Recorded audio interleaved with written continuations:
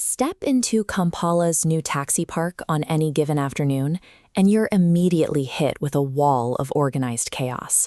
Look closely at the crowd, and you will easily spot a wealthy businessman in a tailored suit, a vendor selling beef mochomo, and a street child asking for loose change. Our society instinctively ranks these three individuals. We place them on a sliding scale of importance, judging their value by their wealth, their profession, and their outward appearance. But this automatic ranking system directly contradicts a core theological reality. When we accept this economic scale of human value, it creates a blind spot. It provides the exact justification society uses to exploit, mistreat, or completely ignore the most vulnerable people in our communities. To correct this, we have to establish the concept of human dignity. This is the inherent, unearned worth that every human being possesses simply by existing. The biblical bedrock for this concept is found in Genesis chapter 1, verses 26 through 28. It states that humanity is created in the image and likeness of God. The theological term for this is imago Dei. Look at this split view of the businessman, the vendor, and the street child. This visual replaces their social rank with a uniform geometric symbol. It highlights the stark contrast between the temporary economic value society assigns them and the permanent theological value they actually hold. Because this divine design is universally distributed across all people, there is no mechanism by which one human being is naturally superior to another. If human value is permanently stamped on us by a creator, society has absolutely no authority to reduce a person's worth based on their economic output or their background. We can test this concept of permanent value with a common local item. On the left is a pristine, clear plastic water bottle. On the right is an identical bottle, crushed and covered in dirt. In a real-world setting, society immediately discards the bottle on the right. Its exterior is ruined, so it is treated as trash. The flaw in that logic is the contents. The actual water inside the crushed bottle remains identical in volume and chemical makeup to the water inside the pristine bottle. The plastic exterior represents physical health, past mistakes, or economic poverty. The water inside represents the soul and the image of God. Just as the water's properties never change, extreme hardship or severe illness never diminishes a person's internal divine spark. Human dignity remains indestructible. Because the internal soul is infinitely valuable, the physical vessel carrying it demands rigorous maintenance. The Christian directive in 1 Corinthians chapter 6, verse 19, establishes the physical body as a temple of the Holy Spirit. This flowchart outlines the active logic system required to maintain that temple.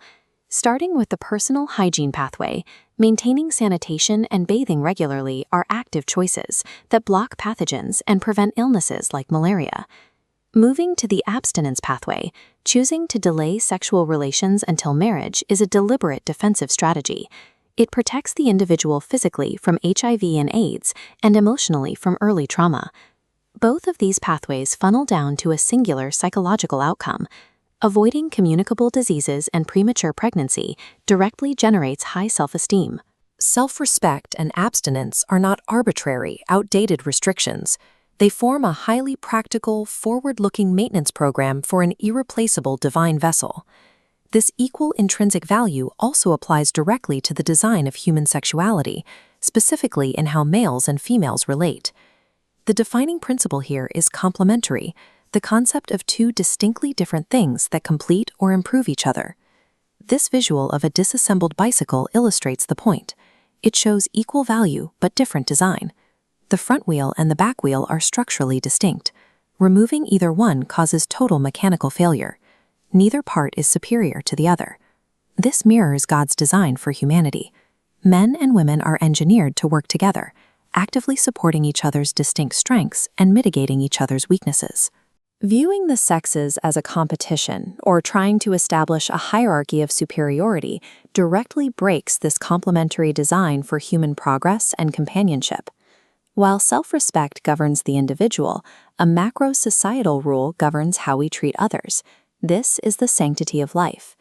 Anchored in the sixth commandment, Exodus 20:13 strictly forbids murder, requiring the active, physical protection of others. This comparison table contrasts the daily choices that either uphold or violate this mandate in our modern communities.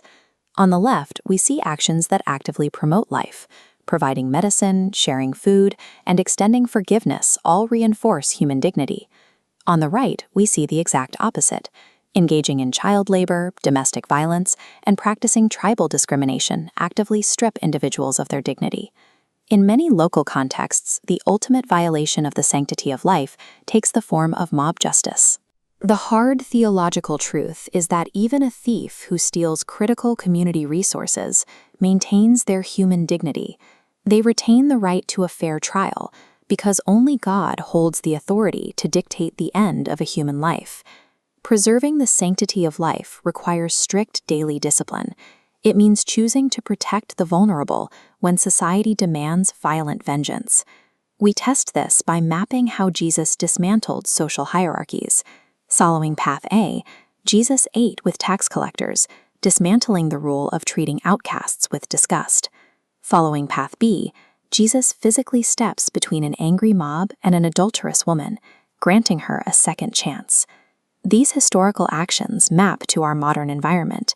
They dictate that street sweepers, boda riders, and the poor must be treated with the exact same reverence as the wealthy. Jesus did not simply preach human dignity as a theoretical concept. He actively and publicly disrupted societal norms to restore honor to the most marginalized populations. This matrix breaks permanent value down into actionable directives. For the self, honor your physical body as an irreplaceable temple through strict hygiene and abstinence. For others, a street beggar and a president possess the exact same divine worth, demanding equal respect. In a world built to rank people by their wealth and their status, true strength is found elsewhere. It is found in recognizing that the image of the Creator is permanently stamped on every single human being you encounter.